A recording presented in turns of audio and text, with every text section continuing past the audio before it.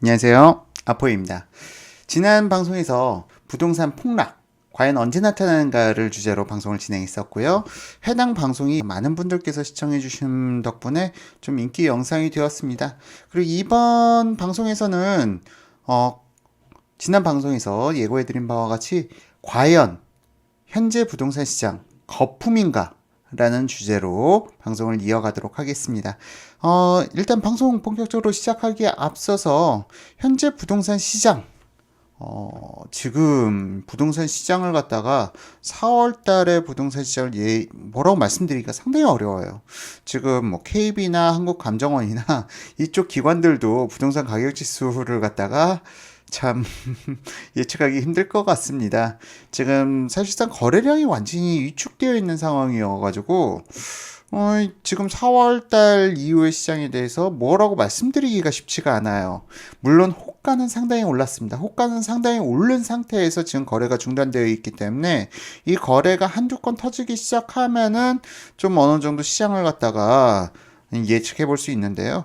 지금 시장 자체가 지금 오른 단지들, 호가가 오른 단지들보다는 비상승 지역 위주로 거래가 간간히 이루어지고 있어가지고 지금 현재 시장을 이렇다 저렇다 얘기하기는 좀 쉽지 않은 시기입니다.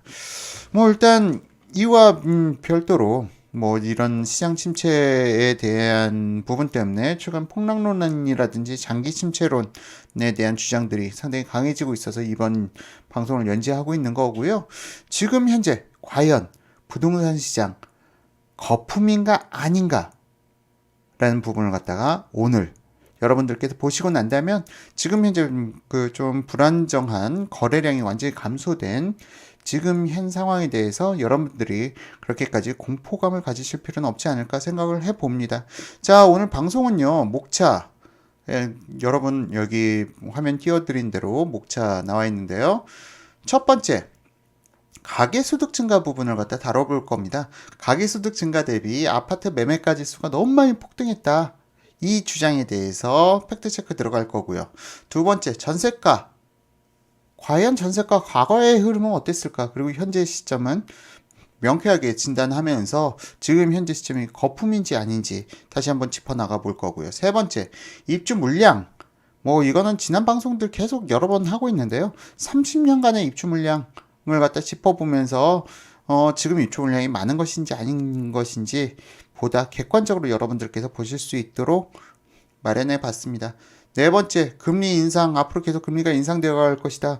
뭐 지금까지 금리 상승기도 있었고 하락기가 있었는데 과연 금리가 시장에 미치는 영향, 이것 역시 뭐 30년간의 수치로 해서 여러분들께 설명드릴 거고요. 다섯 번째, 환율에 미치는 영향.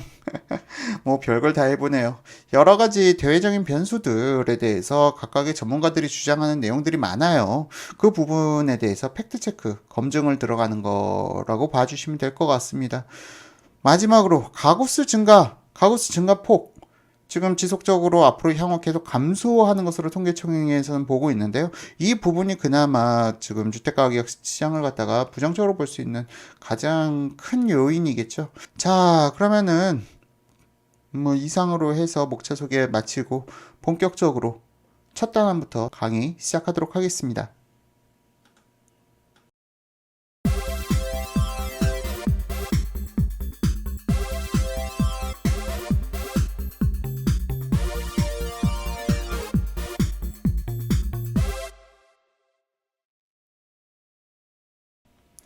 자, 최근 시장에서 부동산 가격, 소득은 늘지 않았는데 아파트 가격만 상승했다 라는 주장이 상당히 많죠.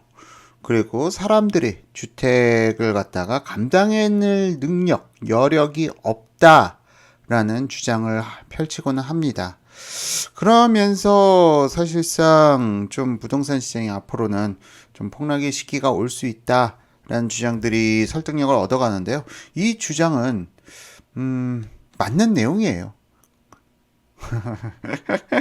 뭐 다른 내용을 기대하셨다면은 좀 마저 더 들어주시면 되고요. 지금 현재 이 주장과 관련돼 가지고는 2013년부터 2016년까지 지금 차트로 보시는 바와 같이 이거는 통계청에서 발표한 월 소득입니다. 한국 가계 평균 월 소득 2인 가구 이상이고요. 2인 가구 이상 월 평균 소득을 갖다 차트화 시킨 자료인데요.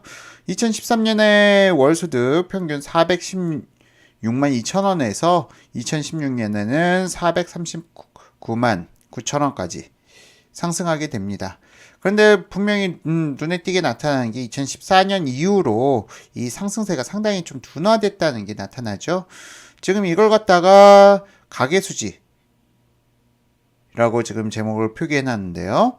이 가계수지 대비 아파트 가격 상승률은 어떻게 나타날까요? 자, 보시면요. 자, 2013년 12월 대비 2016년 12월로 해가지고요. 월 소득은 얼마나 늘어났는지, 그리고 KB은행 부동산 가격 지수 얼마나 상승해 갔는지, 한국감정원 부동산 가격 지수 얼마나 상승해 갔는지 비교해 본 자료입니다. 자, 보시면은 뭐 한국감정원이 112%로 나왔고 KB은행이 111%로 나왔는데 월소득 증가분 대비 거의 뭐 월소득은 106% 증가했는데 KB 부동산 가격 지수, 한국감정원 부동산 가격 지수는 111%, 112%씩 각각 상승했으니 당연히 소득 대비 아파트 가격이 증가했다는 주장은 맞는 내용이죠.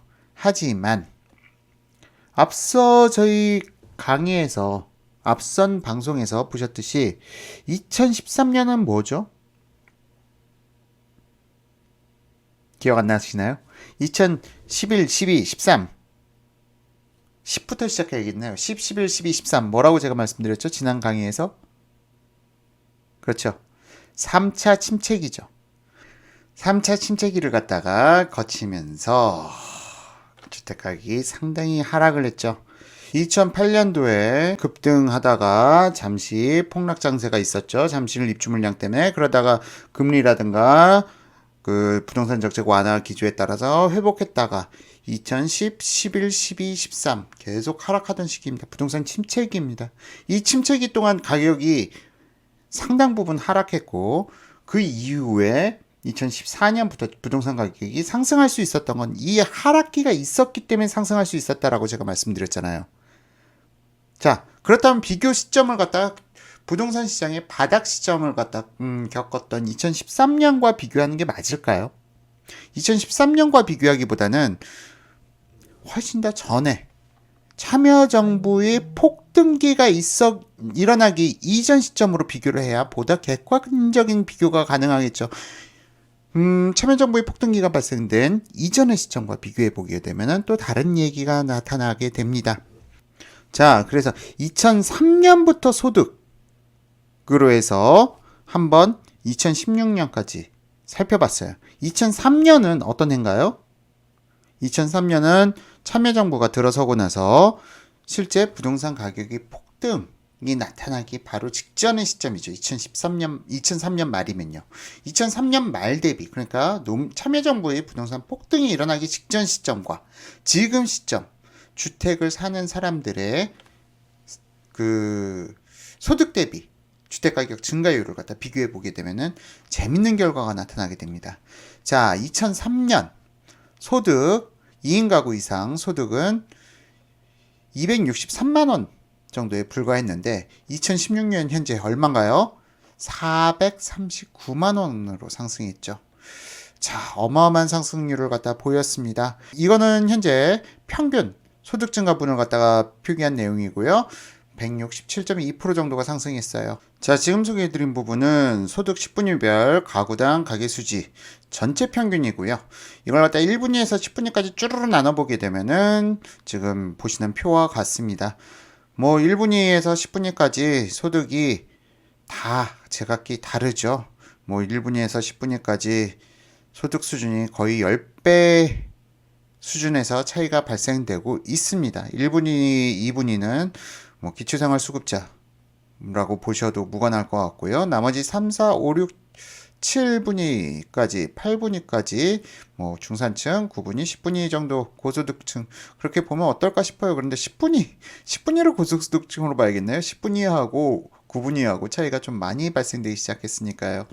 자, 이거에 대한 별도의 설명은 생략하도록 하고요. 이 숫자 다 읽어드리지 않습니다.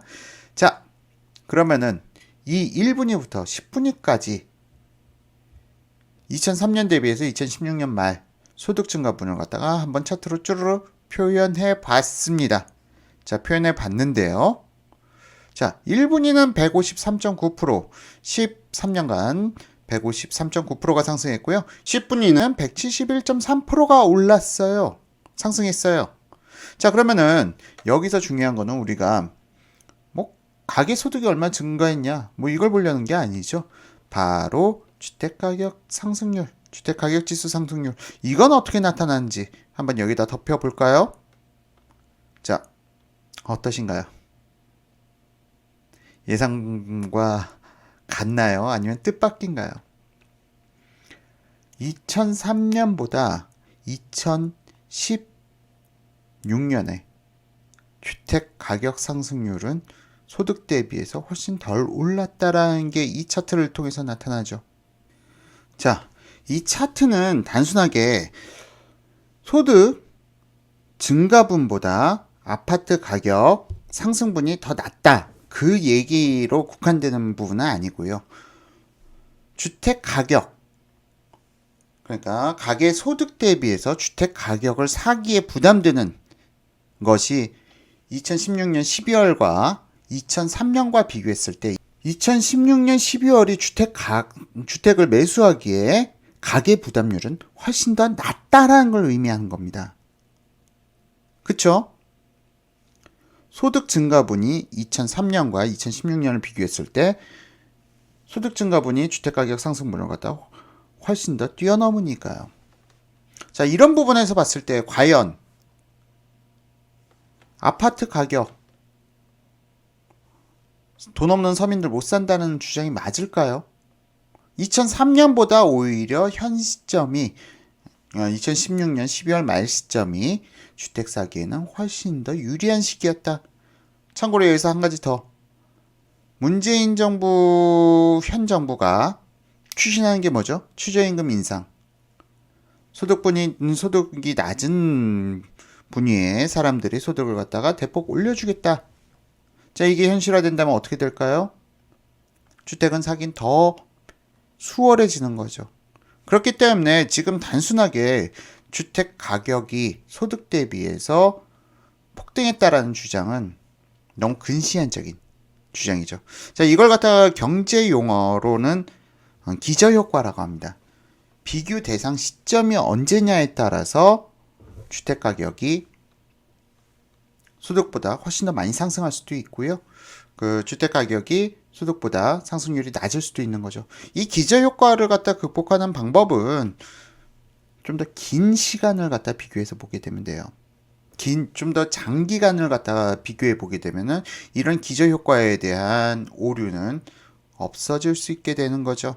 자, 앞서 말씀드렸다시피 2013년 대비 2016년 주택가격 상승, 분명히 아파트 가격이 더 많이 오른 게 사실입니다. 소득 대비해서. 그러나 좀 더 장기간을 갖다 두고 봤을 때 2003년 참여정부의 주택가격 폭등기가 나타나기 전 시점과 비교해 봤을 때는 결코 지금 주택가격이 그 해당 시점보다 상대적으로 비싼 것은 아니다 라는 게 여실히 나타납니다. 자, 이번 챕터 좀 길어졌는데요. 다음 챕터부터는 좀 더 빨리빨리 진행하도록 할게요. 자, 그럼 바로 다음 챕터로 넘어가도록 하겠습니다.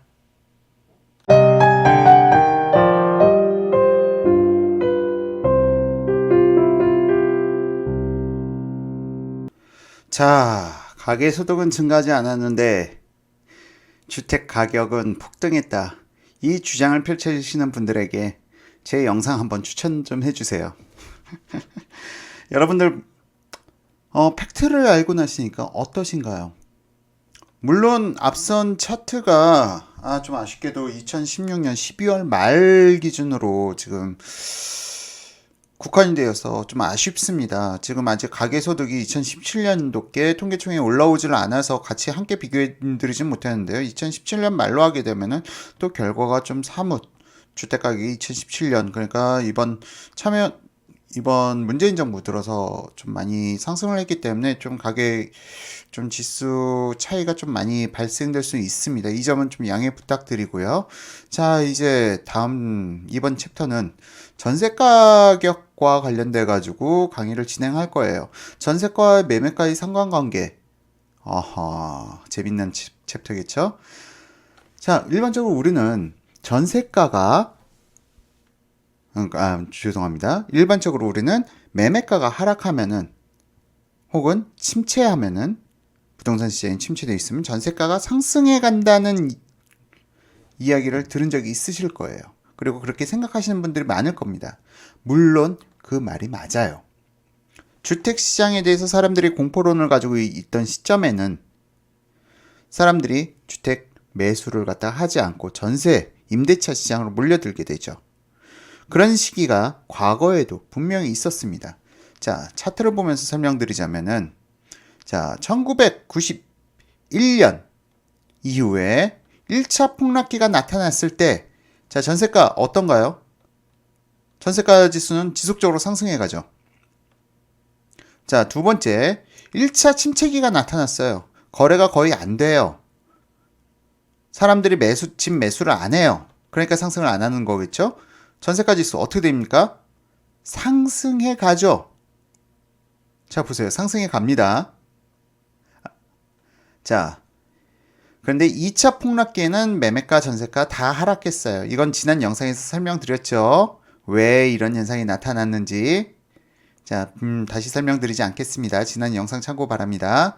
자, 또한 2차 침체기를 갖다 보게 되면요. 매매가격 지수는 하락하는데 전세가격 지수 함께 하락해요. 어라? 아포유님, 지금 아포유님 주장과 다르잖아요. 지금 2차 폭락기도 그렇고 2차 침체기도 그렇고 매매가 지수가 상승하게 되면 침체하거나 보합하게 되면은 전세가 지수는 상승한다고 했는데 2차 침체기 또 다른 상황이 발생됐어요. 자, 다시 3차 폭락기로 가게 되면 3차 폭락기도 매매가 지수 하락하는데 전세가 지수 같이 하락합니다. 제 얘기가 틀린가요? 자, 1차 침체기부터 3차 폭락기 때까지 이 당시에 어떤 일이 벌어졌길래 매매가 지수, 전세가 지수 함께 하락했을까요? 자, 이건 뒤에서 다시 설명드리도록 하고요. 뒤에 챕터는 바로 입주 물량과 관련된 내용입니다. 자, 여기까지 설명드렸다면 아시겠죠? 이 상황별로 어떤 일들이 벌어졌는지. 자, 이 부분은 뒤에 챕터에서 다시 설명드리고요. 자, 3차 침체기 매매가격 지수 하락하니까 전세가 어떻게 되나요? 전세가 지수 폭등을 하죠. 자, 지금 이 챕터에 대해서 좀 뒤늦게 설명드리는 건데요. 이 매매가 지수와 전세가 지수는 KB국민은행 주택 매매가격 지수, 전세가격 지수를 갖다가 비교해 드린 차트고요. 이 차트는 2016년 1월 1일을 기점으로 해서 매매가 지수를 갖다 100으로 맞춰놓은 상태, 전세가 지수도 100으로 맞춰놓은 상태에서 비교해 나간 차트입니다. 자, 이 부분 좀 뒤늦게 설명드리는데, 자, 사람들이 주택시장에 참여하지 않는다 라고 했을 땐 전세가 지수가 폭등하는 게 맞습니다. 왜? 경쟁률이 그만큼 강해지니까 사람들이 집을 안 사고 임대차 시장으로 몰려드니까 나타나는 현상이겠죠. 이는 매년 주택시장에 가구 수가 증가해 가기에 나타나는 현상입니다. 자, 이 부분은 제일 마지막 챕터에서 또 설명을 드릴 건데요. 자, 지금 현재 전세가율을 살펴볼게요. 지금 1차 폭락기부터 3차 침체기까지 이 패턴을 보셨는데요. 매매가 대비 전세가율은 KB에서 지금 1999년 1월부터 전세가율을 갖다 제공해주고 있어가지고 이 부분도 다소 아쉽습니다. 좀 이게 1986년까지 있었다면 좀 더 재미있는 차트를 보여드릴 수 있었을 것 같은데요. 자, 전세가율을 보시게 되면은 1999년부터 전세가율이 계속 상승해 갑니다. 이 시기에는 전세가, 그러니까 1999년부터는요, 전세가도 상승하고 매매가도 상승하는 그런 현상이 나타나는데 전세가 상승률이 더 높게 나타났어요. 원인 IMF였죠. 1997년 IMF 위기가 발생되면서 98년 IMF 직격탄을 맞게 되고 사람들이 전세 시장마저 빠져나간 시기였기 때문에 1999년 이후에 전세가 상승률 그리고 매매가 상승 동시에 나타날 수 있었다는 부분. 하지만 뭐 이 부분 입주 물량에서 마저 더 설명드릴 내용이 있습니다. 이 부분 생략하고 넘어가고요. 자, 2001년 말부터 전세가율은 정점을 찍더니 그 이후로는 전세가율이 지속적으로 하락해가는 모습을 보여줍니다. 자, 전세가 상승률이 매매가 상승률을 쫓아가지 못하는 상황이 발생된 거죠. 특히 2002년 하반기부터는 전세가 지수마저 하락을 해요. 전세가 지수분마저 하락합니다. 그러면서 2차 침체기가 나타나죠. 이 원인 입주 물량. 뭐 다 설명드리네요. 이때 입주 물량이 많았다. 뭐 그거 설명드리려는가 보다. 뭐 여러분 그렇게 생각하실 수 있는데 맞습니다. 뒤에서 마저 입주 물량으로 여러분들께 설명을 드릴 거고요. 자, 그리고 나서 전세가율은 지속적으로 하락해 갑니다. 자, 지금 지속적으로 하락해가는 대목 2006년부터 발생되는 부분, 여기는 또한 참여정부의 시기였다 라는 부분 나타나죠. 참여정부 시기 주택가격만 폭등하고 전세가 상승률은 좀 더디게 나타나고, 자, 전세가율이 최고 40% 밑에까지 떨어지게 됩니다. 그만큼 시장이 미쳐 돌아간 거죠. 자, 이 당시 거품이 정점이라고 봐야죠. 전세가율이 40%까지 떨어졌다. 주택가격 상승에 대한 기대감 때문에. 이 3차 폭락기를 기점으로 부동산 시장이 변환점이 마련되게 되고요. 2009년 이후부터 전세가율이 다시 높아지기 시작합니다. 이건 뭘 의미하죠? 사람들이 주택을 사지 않고 다 임대차 시장으로 몰렸기에 나타난 거죠. 전세가 폭등 왜 나타났습니까? 명확하죠. 사람들이 집을 안 사니까 전세가가 폭등하는 거죠. 사람들이 매매 물건은 냅두고 다 전세만 찾는 거예요. 그러니까 전세가율이 역대 대한민국 역사상 70%의 벽을 넘어서게 됩니다. 물론 최근 2018년 이후로 70%대의 벽이 좀 무너졌어요. 하지만 70%대의 벽을 넘어섰다는 건 뭘 의미하죠? 뭐 시장마다 다 다를 거예요. 이게 최고 3포인트, 74포인트까지 올라갔었으니까 74.8까지 최고 정점을 찍었던 것 같네요. 75%. 자, 25%만 더 추가적으로 비용을 내면 되는데 사람들이 이 당시에도 굳이 전세를 갖다가 고집했던 이유는 무엇일까요? 25%만 더 내면은 집을 살 수가 있어요. 근데 사람들이 집을 사질 않아요. 주택 가격이 폭락할 것이다 라는 걸 믿는 사람들이 이 당시까지도 있었기 때문이죠. 그리고 나서 주택 가격이 상승해 가는데 이 상승을 갖다가 자연스러운 상승이라고 봐야죠. 전세가율이 25%만 더 내면 집을 살 수 있는데 집을 안 사는 게 정상인가요? 사는 게 정상인가요? 이게 바로 실수요 장세에 의한 상승이었다는 게 여실히 나타나는 대목이죠. 투기꾼들이 집값 상승시켰느냐? 아닙니다. 실수요자들이 움직여야 집값은 상승합니다. 자, 그리고 나서 안타깝게도 최고의 매수 타이밍은 놓쳤다. 지금 현재로서는 2016년 4월 기점으로 해서 전세가는 지속적으로 상승해 가지만 매매가 상승률을 갖다 쫓아가지 못하기에 지금 현재 전세가율은 70%대의 벽이 다시 무너진 상황입니다. 한 30% 이상은 추가적으로 비용을 납부해야 주택을 구매할 수 있는 시점이 도래됐다 라는 것을 의미하죠. 자, 여기까지 해서 전세가와 매매가의 상관관계를 알아봤는데, 자, 여기서 풀리지 않는 숙제, 다음 챕터로 넘긴 대목이 있었죠. 바로 2차 폭락기, 2차 침체기, 3차 폭락기. 이 시기에는 왜 매매가 전세가 함께 하락해야 했는가? 라는 부분, 입주 물량에서 다뤄드리고요. 그리고 서울시 입주 물량, 2018년 폭락론의 핵심이 바로 서울시 입주 물량인데요. 이 부분에 대해서도 다음 챕터에서 명백하게 밝혀드리도록 하겠습니다. 그럼 다음 챕터 넘어가도록 하겠습니다.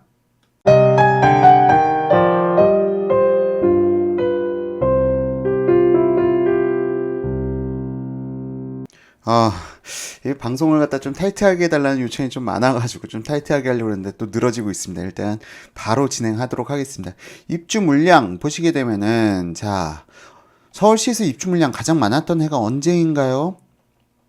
보시면은 바로 2000년이 입주 물량이 가장 많았고요. 두 번째로 만났던 해가 1999년입니다. 안타깝게도 IMF 직후에 이렇게 많은 입주 물량이 나타났으니 만에 하나 이때 아파트 시장이 무너졌다면 우리나라 건설 시장까지 함께 무너지는 상당히 위험한 시기였죠. 뭐 일단 이건 뒤에서 다시 자세히 설명드리고요. 세 번째로 입주 물량 많았던 시기 1988년입니다. 이 시기는 왜 이렇게 입주 물량이 많았느냐? 전두환 씨께서 그 88 올림픽에 맞춰서 좀 서울시에 좀 공백들, 그러니까 논밭 있고 뭐 이런 모습들 보여주기 싫다, 물 날리나고 뭐 그런 모습들 보여주기 싫다 해가지고 이들 지역 상습 그 하수 범람 지역에다가 아파트를 갖다가 대거 공급하기 시작합니다. 원래 목동도 아파트가 들어서기 전에는 항상 상시 침수구역이었어요. 그런 부분이 아파트 단지로 개발되면서 그 이후로 목동 물에 잠긴 적 없죠. 완전 이미지가 개선된 동네. 뭐, 또 말이 길어지네요. 자, 2000 세 번째까지 입주 물량 가장 많은 곳 살펴봤고요. 네 번째로 입주 물량이 많았던 해가 2003년입니다. 2003년 2차 침체기가 나타났던 시기죠. 자, 이제 여러분 2차 침체기 이해가 가시나요?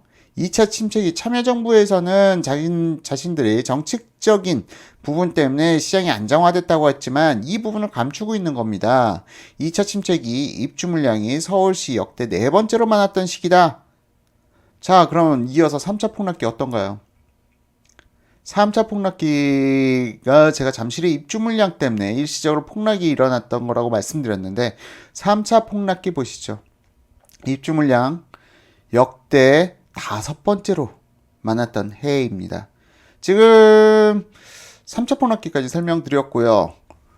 다음으로 3차 침체기는 입주 물량이 많지 않았는데 왜 침체됐었나요? 설명드렸죠. 3차 침체기, 1차 침체기, 1차 폭락기 이 세 가지는 같은 유형이고요. 1차 폭락기, 1차 침체기, 3차 침체기는 매매까지 수는 폭락하는데 전세까지 수는 상승해가는 패턴. 그리고 2차 폭락기, 2차 침체기, 3차 폭락기 이 세 가지는 입주 물량으로 인한 부분이었다는 게 여실히 나타나죠. 그런데 아포유님, 그러면은 첫 번째 입주 물량이 가장 많았던 2000년과 1999년 이 당시에는 입주 물량이 많았는데 왜 가격이 회복해가고 전세가는 폭등하나요? 자, 이 부분에 대해서는 이 시기 김대중 정부 시기였습니다. IMF를 극복하고 아주 대놓고 인플레이션 전략을 갖다 썼죠. 뭐 인플레이션 전략, 그러니까 좀 시장 활성화 정책을 갖다 상당히 극도로 일시에 끌어올렸던 정책을 갖다 활용함으로 인해서 우리나라가 IMF를 갖다 그렇게 빠르게 극복할 수 있었다는 점, 그런 부분이 주택시장에 같이 함께 반영되었던 겁니다. 그리고 실제 IMF를 갖다가 환율 덕분에 수출 기업들은 상당히 빠른 속도로 회복할 수 있었어요. 환율이 뭐 2배 가까이 올랐거든요. 그 사이에 수출 기업들은 아주 노다지였죠. 뭐 똑같은 물품 팔더라도 수익이 2배로 남으니까. 뭐 그러니까 IMF의 명과 암이라는 게 있는데 오늘 경제 강의는 아니니까 넘어가도록 하겠습니다. 두 번째로 경기도 입주 물량이 미치는 영향. 자, 경기도 입주 물량 가장 많은 해, 역사상 가장 많은 해가 언제냐? 안타깝게도 올해입니다. 2018년. 근데 이 경기도 입주 물량이 서울시 아파트 매매 가격 지수에 미친 영향, 이거는 언제를 찾아가 보면 되느냐?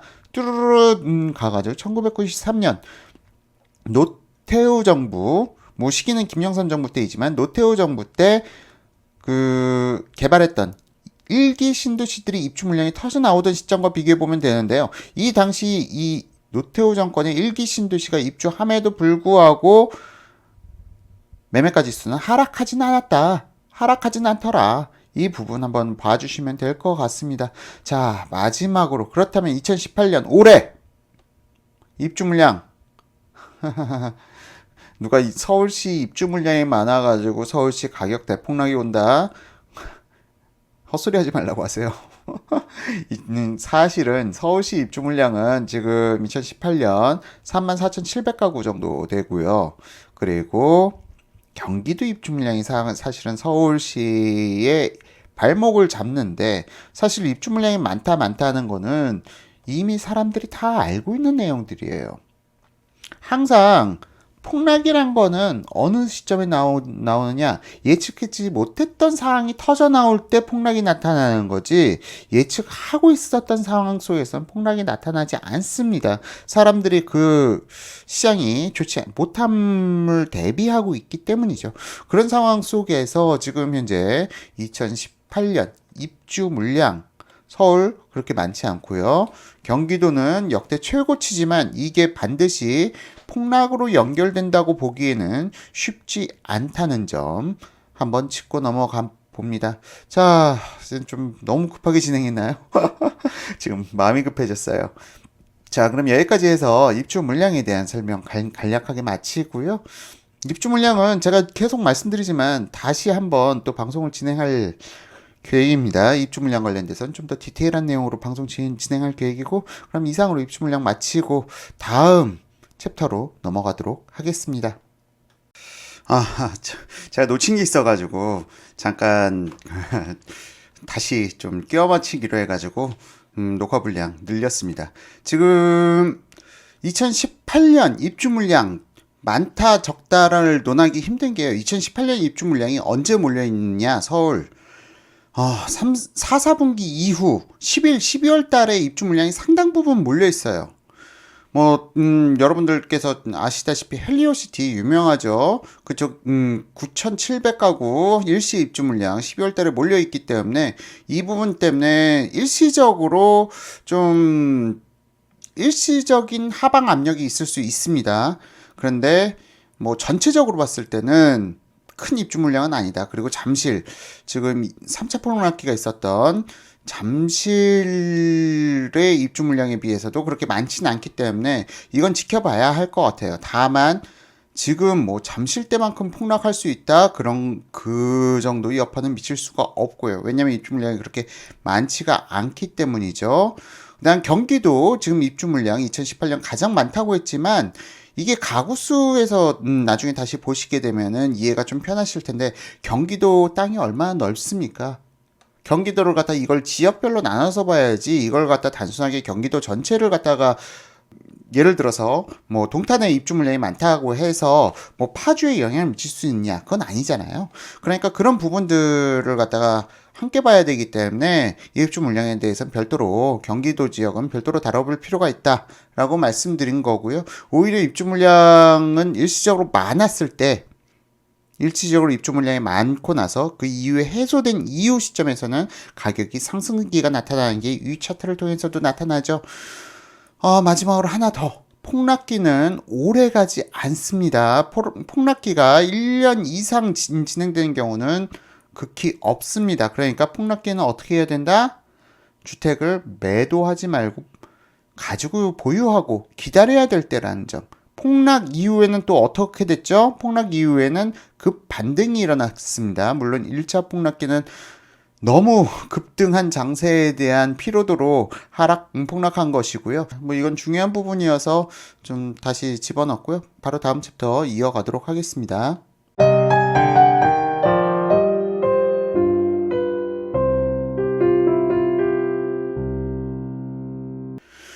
사실상 금리는 지난 제 방송이랑 중복되는 부분이기 때문에 이것 역시 좀 빠르게 진행하고 넘어갈게요. 지금 일단 여러분들 보시기 편하게 붉은색으로 금리 인상기 부분 표기했고요. 푸른색으로 금리 하락기 표기해 놨습니다. 지금 금리 하락기에는 물론 주택가격 상승이 당연한 거지만 금리 인상기라고 해서 주택가격이 항상 하락했던 건 아니다. 오히려 1999년 이후에 금리 인상기였는데 2001년까지 주택가격 상승 이어갔고요. 또한 2006년부터 2009년까지 금리 대폭 상승기인데도 불구하고 주택가격 동시에 상승해 갔습니다. 그리고 2011년 이후에 금리가 상승하다 보니까 하락은 하는데 오히려 하락폭은 높지 않았고요. 그리고 2013년부터 금리 하락기인데 오히려 주택가격 같이 하락해 간다는 거. 자, 금리보다는 사실상 입주 물량이라든가 수급에 대해서 주택시장은 훨씬 더 민감하게 반응하는 거지 금리와는 오히려 큰 상관관계는 없더라. 오히려 재밌는 부분 2008년 말 금리 폭락을 했습니다. 금리 왜 폭락했는지 제가 말씀드렸죠. 리먼 사태 리스크 해소로 인해서 금리가 순식간에 대폭 폭락하는데 매매가 지수는 더 하락해 가더라. 자, 어떤가요? 금리, 물론 가계 부담은 상당히 높아질 수 있습니다. 하지만 이게 직접적으로 주택시장에 영향을 미친다고 보기엔 어려운 대목이죠. 자, 뭐 이거 관련돼 가지고 뭐 이자 부담 뭐 그런 얘기 말씀하시는 분들 많은데 가계부채도 얘기하시겠죠? 분명히 얘기하실 겁니다. 하지만 가계부채만큼 국민의 소득도 많이 증대됐다는 부분, 더불어서 가계부채가 늘어난 만큼 가계 저축 금액도 늘어났다는 부분, 그것까지 함께 감안을 해본다면 여러분들께서 좀 더 경제를 갖다가 깊이 있게 이해하실 수 있지 않을까 싶습니다. 자, 금리 마쳤고요. 다음 환율 넘어가도록 하겠습니다. 앞으로 계속 방송 지금 짧게 진행됩니다.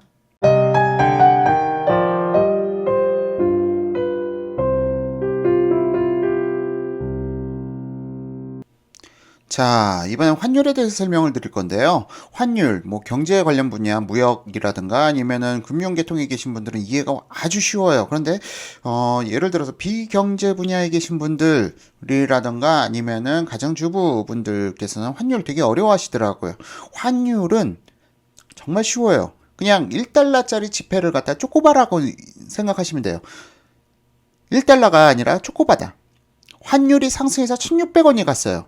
그럼 1,600원 내고 이 초코바를 사 먹어야 되는 거예요. 근데 환율이 하락해서 800원으로 떨어졌어요. 그럼 800원만 내도 이 초코바를 갖다가 사 먹을 수 있는 겁니다. 자, 이런 가치를 갖다 중심에다 놓고 이해를 하시면 편하죠. 달러가 아니라 초코바다. 초코바를 1,600원 주고 사 먹느냐 아니면 800원 주고 사 먹느냐. 이걸 반대로 역으로 뒤집어서 얘기하자면은 외국 사람들이 1달러 환율이 상승했어요. 환율이 1,600원으로 상승했다고 가정하면은 외국인들은 1달러로 1,600원어치 서비스를 갖다 누릴 수 있는데 환율이 하락했어요. 800원까지 하락했어요. 그러면은 외국인들은 1달러로 800원어치 서비스밖에 못 누리는 거죠. 자, 이해가 가시나요? 이게 사실은 환율 이해시키는데 가장 쉬운 방법인데, 자, 따라서 여기까지 이해하셨다면은 이 이유는 더 쉬워요. 환율이 상승기다. 그럼 좋아할 기업은 어떤 거죠? 수출 기업이죠. 국내에서 생산하는 원가는 동일한데 외국에다 팔아먹을 때는 훨씬 더 비싸게 받을 수가 있으니 물론 외국에선 같은 가격이에요. 단지 환율의 마술에 의해서 이 사람들의 소득은 훨씬 더 늘어날 수가 있게 되는 거죠. 그래서 환율이 상승한다라고 하면은 수출 기업들한테 호재입니다. 반면 환율이 상승한다라고 하면은 수입을 통해서 국내에다가 뭐 재가공 절차를 거쳐서 매도를 하거나 아니면 수입 무역상들에게 무역을 해서 우리나라에 팔아야 되는 입장에서는 환율 상승이 악재죠. 그런데 수출하는 기업들은 대부분 대기업들이고 수입을 통해서 국내 내수 시장에 매도를 하는 세력은 소상공인이에요. 그러니까 소상공인 입장에서는 좀 환율이 상승이 반갑지 않을 수 있습니다만 대기업 입장에서 상당히 환영할 만한 일이고요. 반대로 환율이 하락했다 대기업 입장에서 수출 대기업 입장에서는 좀 부담스러운 거고 반대로 소상공인 입장에서는 신나는 거죠. 자, 그런 부분 때문에 환율 때문에 뭐 대기업들 웃을 수 있고 반대로 소상공인들 울을 수 있고 이 명과 암이 갈리는 게 바로 환율입니다.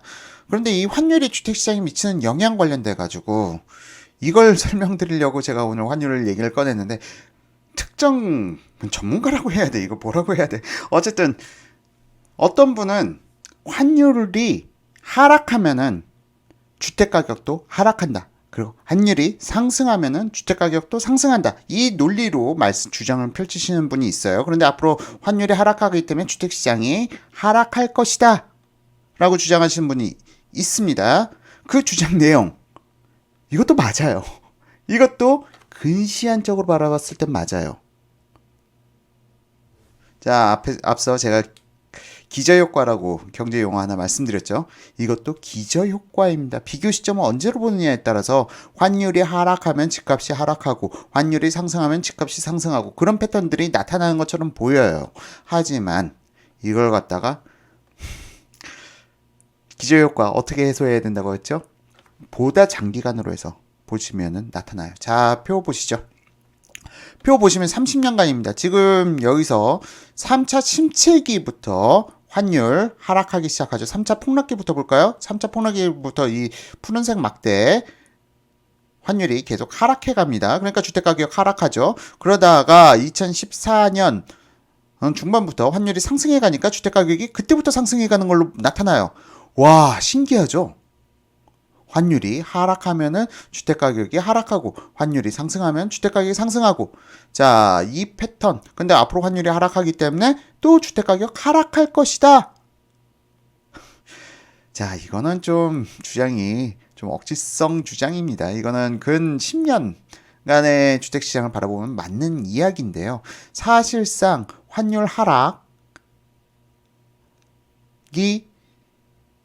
대기업들한테는 악재예요, 오히려.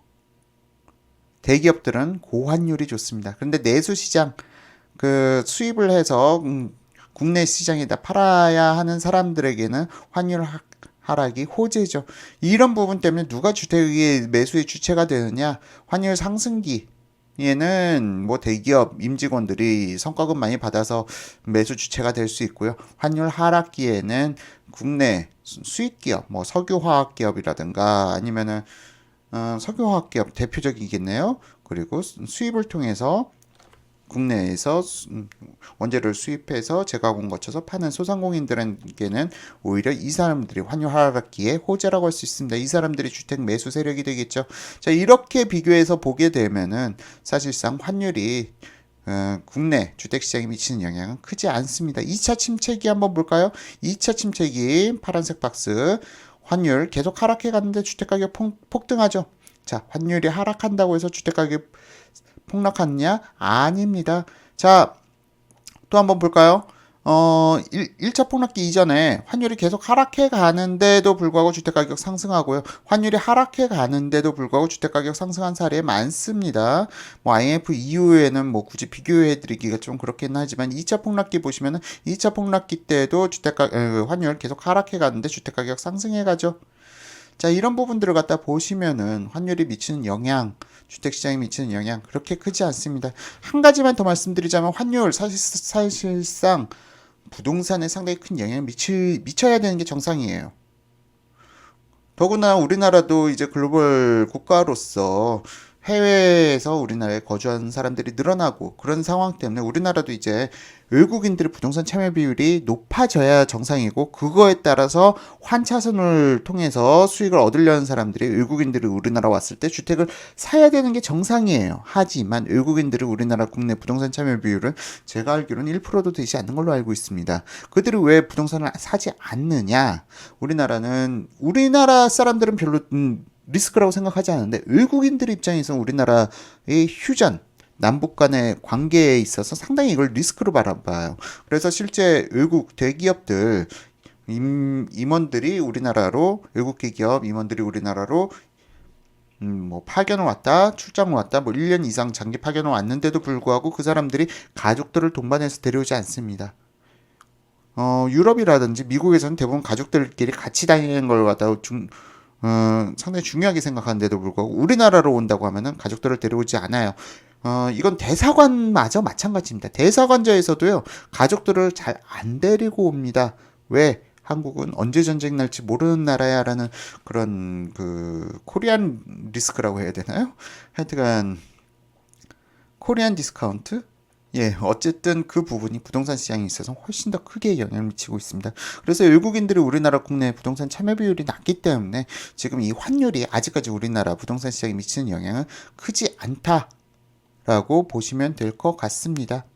자, 그럼 다음으로 환율까지 했고요. 너무 빨리 진행하고 있나요? 마지막으로 이제 가구수 증감 부분을 갖다가 설명드리도록 하겠습니다. 다음 챕터 이어서 진행하겠습니다.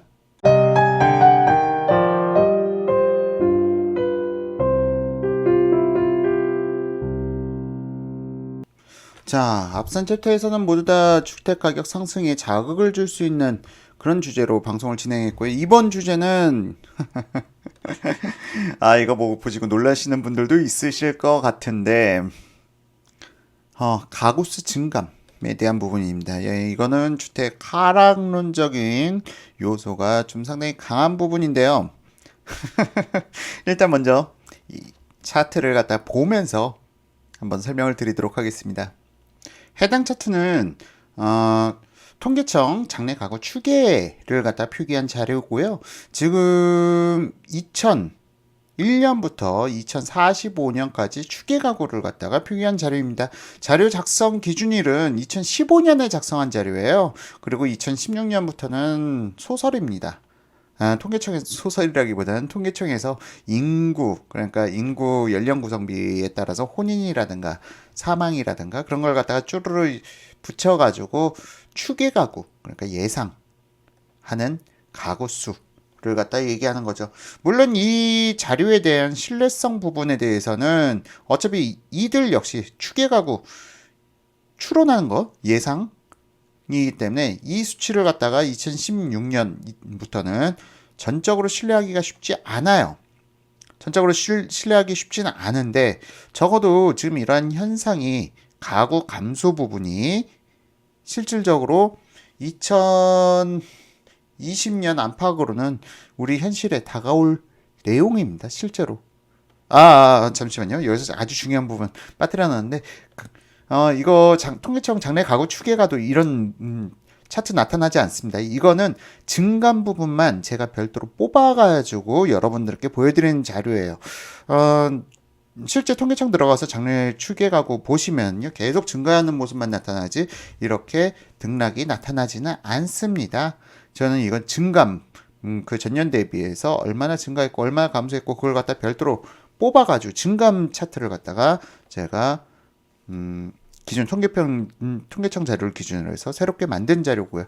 그래서 이거는 얼마나 증가하고 감소하는지 그 부분을 갖다가 표기해 준 자료입니다. 실질적으로 통계청 자료에는 2023년까지는 계속 서울 기준 2023년까지는 계속 인구수가 늘어나는 걸로 나타났지만 증감으로 봤을 때는 2016년부터 대폭 감소해서 지금 증감폭이 많이 줄어든 부분, 증가폭이 상당히 줄어든 부분이 나타나게 되죠.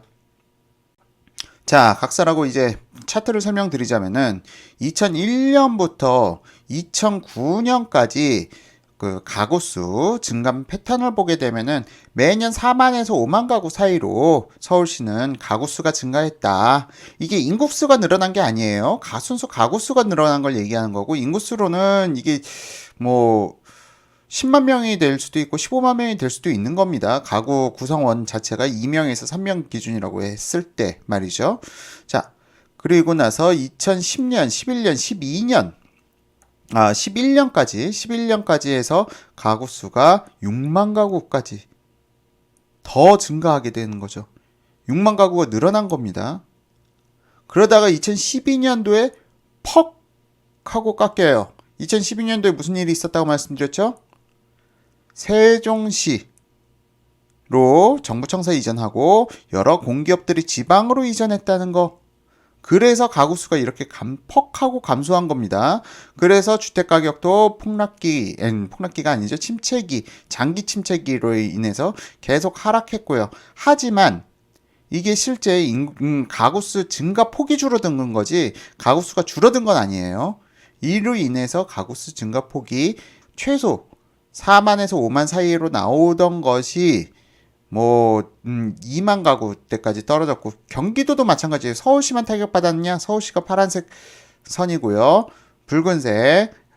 경기도도 보게 되면 경기도도 10만에서 12만 가구 사이에서 증가하던 것이 9만 가구까지 증가폭이 확 줄어들었다가 13년도에 마저 좀 더 이전하고 14년도부터 다시 가구수 증가폭이 예전 수준을 갖다 회복해 갑니다. 그리고 2015년도도 약간 감소했지만 여전히 가구수 증가폭 회복했고요. 근데 2016년부터 가구수가 증가폭이 확 줄어들어요. 서울, 경기 마찬가지죠. 자, 그런데 제가 말씀드렸다시피 2016년부터는 이 통계표 작성 기준일이 2015년이기 때문에 2016년부터는 통계청의 추정입니다. 자, 따라서 지금 현재 가구수가 2016년도에 실제로 증가폭이 이렇게 감소했느냐라는 부분을 봤을 때 저는 그렇게 생각하지 않는데요. 서울시의 주택 가구수가 실제 이렇게밖에 증가폭이 줄어든 상황이라면 오히려 2016년, 17년 주택가격 더 폭등했는데 이걸 설명할 수 있는 방법이 없잖아요. 그리고 경기도는 계속 2043년 이전 2042년까지 계속 증가 추세에 있지만 서울은 2023년부터 가구수가 감소하는 걸로 나타나요.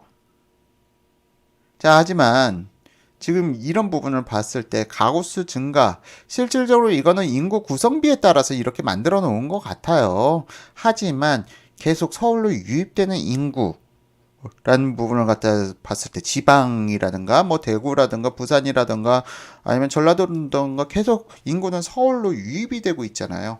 그 부분을 갖다가 인구 분산화 정책을 통해서 서울의 유입을 막고 지방의 경제를 활성화시킨다는 대전제 조건 하에 이런 차트가 만들어진 게 아닐까라고 생각을 해봅니다.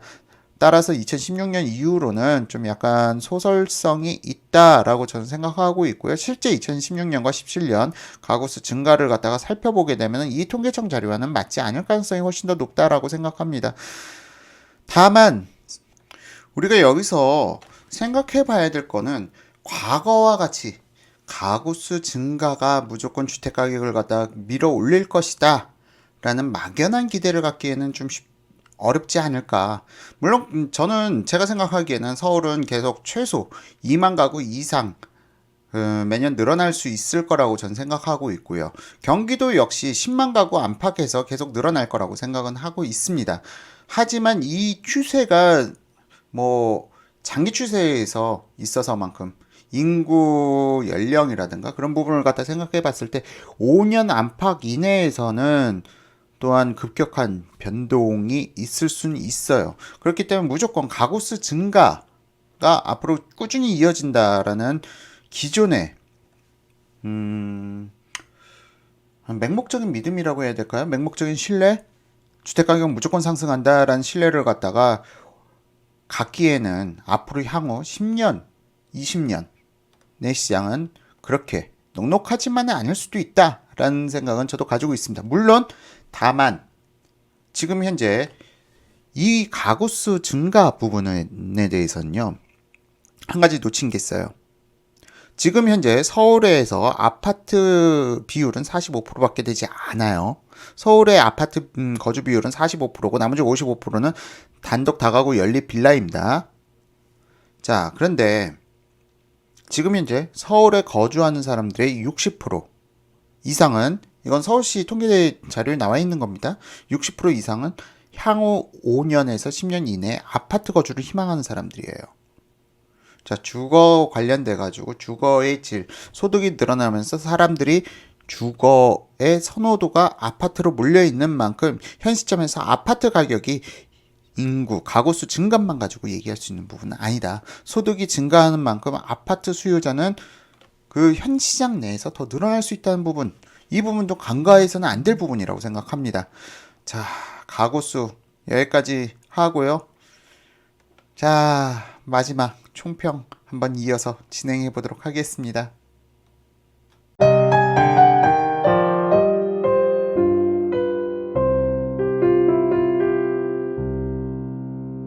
자, 지금까지 긴 방송 시청해주신 아포유 가족 여러분, 그리고 유튜브 시청자 여러분, 진심으로 감사드립니다. 일단 오늘 가계 소득 관련돼서, 그리고 전세가, 입주 물량, 금리, 환율, 가구수 증가폭, 이 이상 6가지를 갖다가 주제로 해서 지금 현재 부동산 시장 거품인가 아닌가를 갖다가 진단해 보았습니다. 여러분들께서 보시기엔 어떠신가요? 거품 같나요?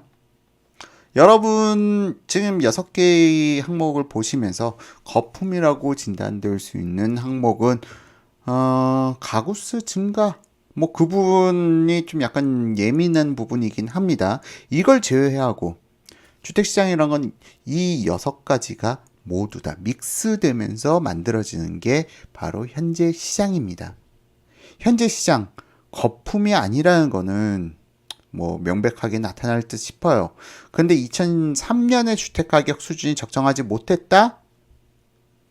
그러니까 그 가계소득 관련돼서 현재 2003년, 2016년 12월 말 현재 이상하네요. 2012년 12월 말 현재였으면 좋았을 텐데 그 부분 좀 아쉽고요. 2016년 12월 말 현재 가계소득 증가분보다 주택가격 상승률이 2003년과 비교했을 때는 훨씬 더 낮더라. 그만큼 주택을 갖다가 사기에 가구당 스트레스는 오히려 2003년과 비교했을 땐 더 낮은 겁니다. 참여정부의 부동산 폭등기가 나타나기 전보다는 현 시점이 훨씬 더 매수하기에 가구 스트레스는 적은 수준이죠. 이런 부분들을 갖다가 한 가지 종합적으로 봤을 때 오늘 방송 총평을 내리자면 가장 큰 영향을 미친 거, 직접적이고 바로 즉각적으로 영향을 미치는 건 입주 물량이란 걸 갖다 여러분들이 아마 오늘 방송을 통해서 습득하시지 않으셨을까 싶어요. 입주 물량 가장 중요합니다. 입주 물량이 주택시장에 미치는 영향이 가장 단기적으로 중요한 영향을 미치는데요. 입주 물량이 많아서 단기간에 시장이 침체, 폭락을 갖다 거친다면 그 이후의 시장이 어떻게 됐는지 한번 여러분께서 보셨다면 아실 거예요. 입주 물량이 거치는 시점부터, 입주 물량의 리스크가 사그라드는 시점부터는 다시 재상승기를 갖다 거쳤습니다. 그런 의미에서 봤을 때 경기도 지역, 뭐 입주 물량 많아가지고 걱정을 하시는데 경기도 지역도 입주 물량이 많은 지역들, 몰려있는 지역들이 있어요. 하지만 그럼에도 불구하고 가격이 상승해가는 곳도 있습니다. 입주 물량이 즉각적으로 시장에 반영한다고 하지만 입주 물량이란 거는 지속적으로 말씀드립니다만 2, 3개월의 이벤트입니다. 입주 시기가 지나가고 나면은 그 리스크는 확 없어져요. 그렇기 때문에 이 입주 물량이란 부분도 여러분들께서 너무 공포스러워 하실 필요는 없지 않을까. 다만 즉각적으로 시장에 영향을 미칠 수 있습니다. 얼마 동안? 입주하고 2, 3개월 동안. 그 부분은 좀 여러분들께서 리스크로 기억해 두시면 되고요. 또 한 가지 리스크, 가구수 증가 패턴이 앞으로는 지금과 같이 증가 추세에 있지는 않을 겁니다. 하지만 한 가지 더, 재건축 물량들이 멸실, 이 부분을 갖다 함께 고민해 봐야 되는데요. 재건축 아파트, 대상 아파트 단지들은 주차장의 불편성이라든가 뭐 그런 여러 가지 부분들 때문에 그 재건축 대상 아파트 단지들의 그 전세가는 앞으로 좀 하향될 가능성이 높아요.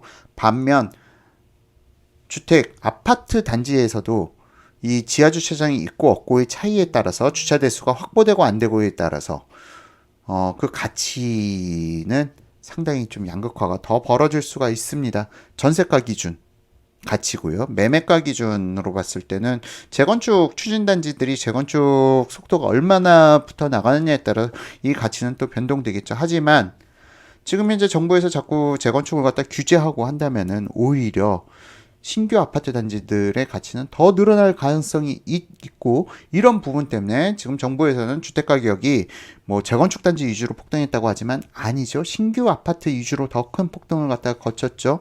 그런 부분을 갖다 종합적으로 생각해 봤을 때 지금 정부의 정책이 무조건 규제 일변도로 가게 되면은 지금 현 정부에서는 주택 가격을 막을 수 있을지 몰라도 차기 정권에는 주택 가격 폭등을 갖다 더 강하게 유발시킬 수 있는 거다. 그러니까 이게 장기적 플랜에 의해서 주택 가격을 갖다 지금 잡아가는 정책이 아닙니다.